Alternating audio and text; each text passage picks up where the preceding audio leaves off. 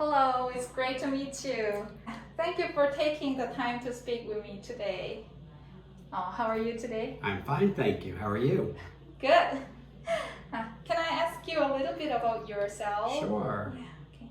What schools or 학원 have you taught at in the past? So in America, I taught at several schools, middle and high school. And in Korea, I taught at Chungshim 국제중고등학교, Chungshim International Academy for 7 years, where I taught both middle school and high school, both math and English. After there, I taught at 2 different hagwons in Korea, one in Daechi and one in Mokdong. I also spent a little time teaching at international schools in China. Oh, you have many special experiences. Yes, I've kind of traveled the world teaching. Oh, yeah. I like to hear some stories about your classes. Yeah. The first question is, what do you think is the most important thing for students to focus on when learning a new language?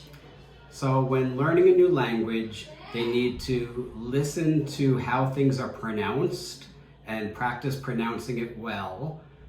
They need to maybe examine the differences between their own language and the language that they're learning, especially Korean and English.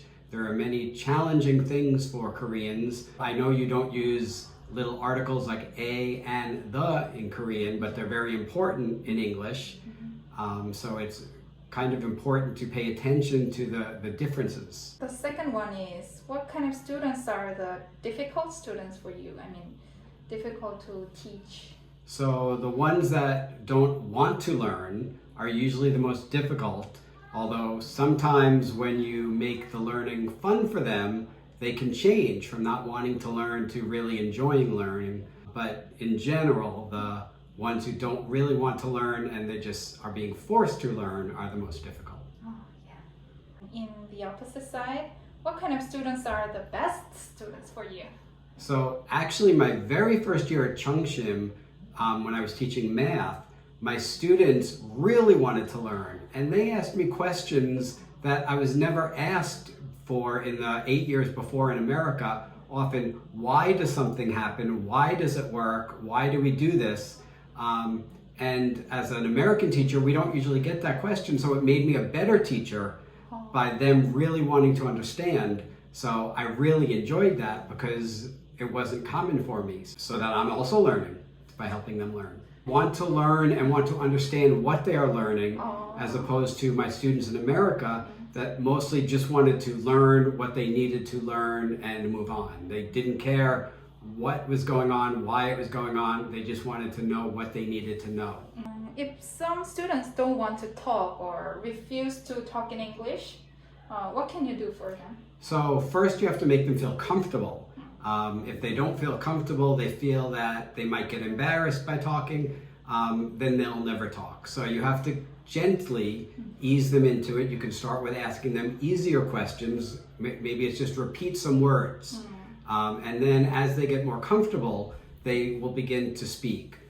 Earlier today, I had a class and I wanted students to start reading a story with me, but they didn't feel comfortable, so they said they didn't know how. But at the end of class, every single one of them read part of the story for me. So they have to feel comfortable. Is there any student so impressive in the classroom that you can't really forget? So I actually have so many students that were impressive that I can't forget. When I was at Chungshim, most of my students ended up at SKY, at Seouldae, at Yonsei, at Korea University.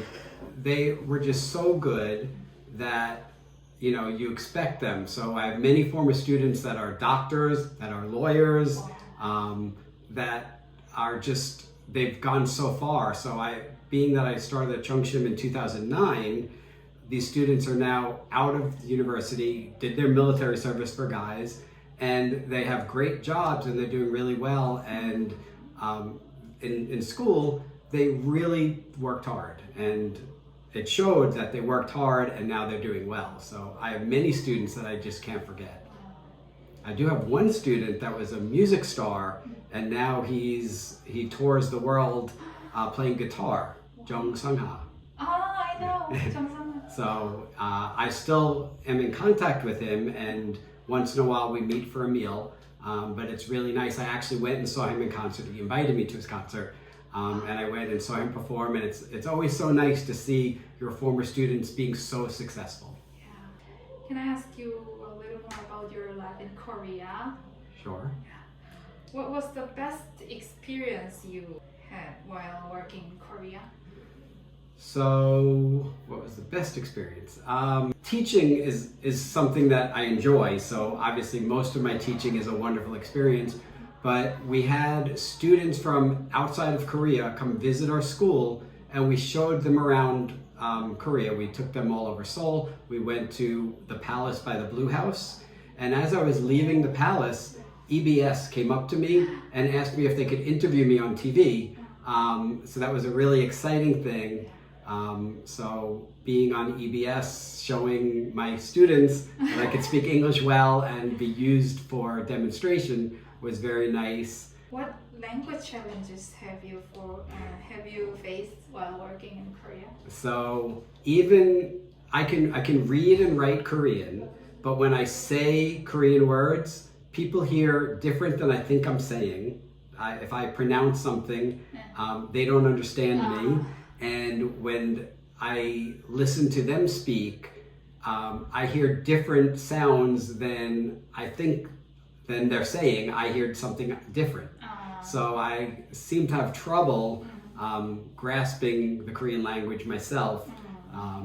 But I can pick up words. But I'm good at reading and writing, not so much speaking or listening. So if somebody says I mispronounce a word, and I say, okay, say it to me it sounds exactly like I think I'm saying it. And so, but then they tell me again. And so, for example, yakuk, pharmacy, for a while, I would say it and my students would say, no, you're mispronouncing it. And they would say it and I would repeat it and they say no. And I think I'm saying, so, yakuk. So.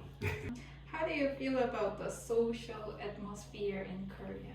So, one thing that I think is the same, but many Koreans tell me is different.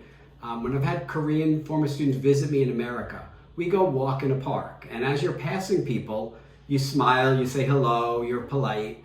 And the former Korean students would say to me, that's very strange, we don't do that. But when I'm in Korea and I walk by and smile at somebody or wave, they wave back. Or if I'm crossing a street and there's a bus or something trying to turn and I wave them along, they bow their head to me in thanks. And Koreans tell me that that's not common and why is it happening? So I think that's similar, but maybe it's just because I'm a foreigner that it's happening. Yeah. Thank you so much for taking the time to speak with me. You're very welcome. I'm happy to talk to anybody in English that ever needs to speak to me. It was great getting to know you, and I wish you all the best in your teaching career. Thank you very much. Thank you so much.